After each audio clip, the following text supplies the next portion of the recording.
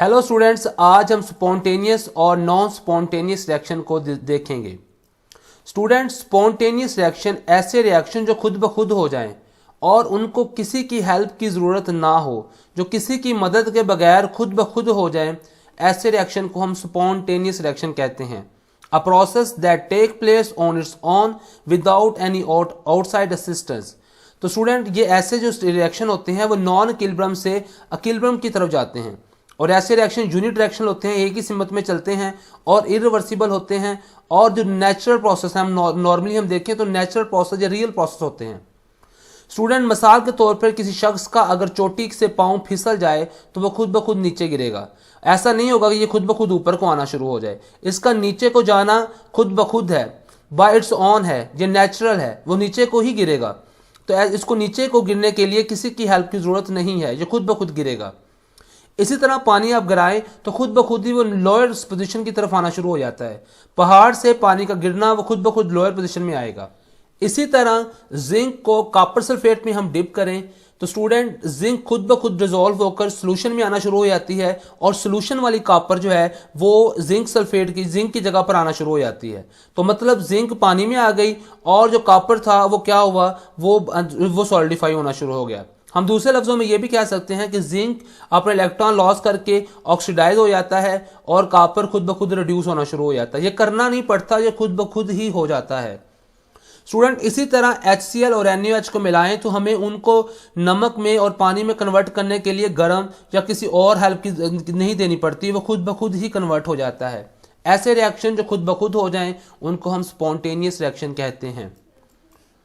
Student, ऐसे reaction जिनको एक बार हेल्प की जरूरत हो और उसके बाद वो खुद ब खुद होते रहें, उनको भी स्पॉन्टेनियस ही मानते हैं। मिसाल के तौर पर बर्निंग ऑफ कैंडल के अंदर हम एक बार कैंडल को आग लगा दें, वो खुद ब खुद चलती रहती है।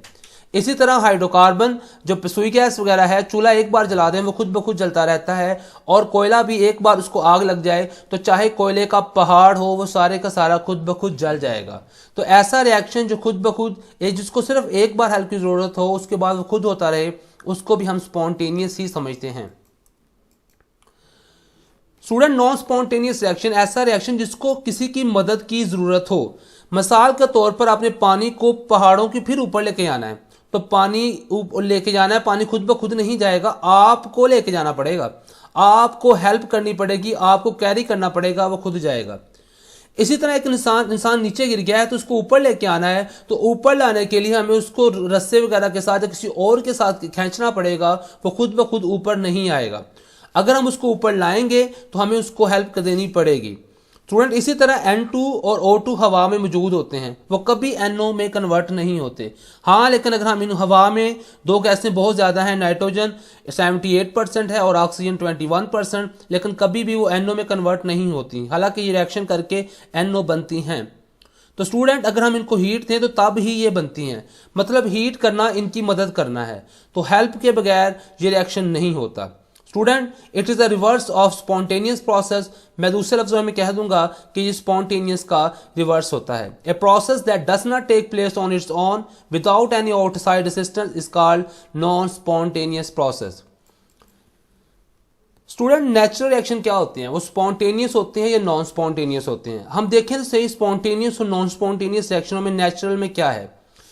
अगर हम अपना कॉमन एक्सपीरियंस देखें तो जो स्पॉन्टेनियस प्रोसेस हैं वो डिक्रीज इन एनर्जी के साथ होते हैं, उनकी एनर्जी कम होती है। जैसे आग लगने में कोयले की एनर्जी कम होती जाती है, कैंडल के साथ जब बर्न होने के साथ उसकी एनर्जी कम होती जाती है। We might expect that therefore a chemical reaction would proceed spontaneously if the reaction system decrease in energy by transferring heat to its surrounding।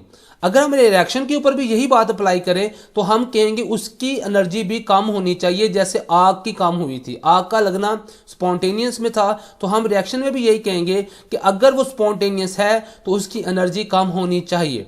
In other words, we might expect all exothermic reactions to be spontaneous। जितने भी इस दुनिया के अंदर exothermic reaction है, ये MCQ भी बन सकता है, वो सारे के सारे स्पॉन्टेनियस है, उसको हम स्पॉन्टेनियस में लेते हैं। या अगर हम इसके ऊपर एक स्टेटमेंट बना सकते थे, हम एक स्टेटमेंट बना सकते थे कि सारे के सारे स्पॉन्टेनियस रिएक्शन जो होते हैं वो एक्सोथर्मिक होते हैं या विद डिक्रीज इन एनर्जी के साथ होते हैं, लेकिन हमारी ये बात गलत साबित होती है। क्यों? क्योंकि कुछ रिएक्शन इस तरह के भी आ जाते हैं कि जो हैं तो स्पॉन्टेनियस लेकिन उसमें एनर्जी अब्जॉर्ब होती है। मिसाल के तौर पर वाटर का लिक्विड से एवेपोरेट होना, गैस बनना, ये खुद ब खुद होता है, सूरज की रोशनी उस पर पड़ती है और वो क्या होता है, खुद ब खुद ही एनर्जी अब्जॉर्ब करके गैस बनता है। अगर इस तरह की एक आध एग्जाम्पलें ना मिलती तो हम ये स्टेटमेंट बना लेते कि जो स्पॉन्टेनियस रिएक्शन है उसमें एनर्जी कम होती है, लेकिन इस प्रोसेस में वेपोरेशन वाले केस में वो एनर्जी जज़ब करके ऊपर गए हैं, वेपर की एनर्जी ज़्यादा होती है, पानी की कम होती है, तो इसलिए हम कोई स्टेटमेंट इस पर नहीं बना पड़े। तो इसलिए स्टूडेंट हम इसको नेचुरल रिएक्शन को स्पॉन्टेनियस और नॉन स्पॉन्टेनियस की ग्रेडेशन में नहीं रखते। हम नहीं कह सकते कि वो स्पॉन्टेनियस है या नॉन स्पॉन्टेनियस, हमें वो रिएक्शन पढ़ना पड़ेगा, स्टडी करना पड़ेगा। Student concept of free energy और हमें हेल्प करता है अंडरस्टैंड करने के लिए इन प्रोसेस को, और एंट्रोपी चेंज भी हमें हेल्प करती है इन चीज़ों को पढ़ने के लिए। मतलब हम इसके लिए हमें और फैक्टर्स को भी इन्वॉल्व करना पड़ता है।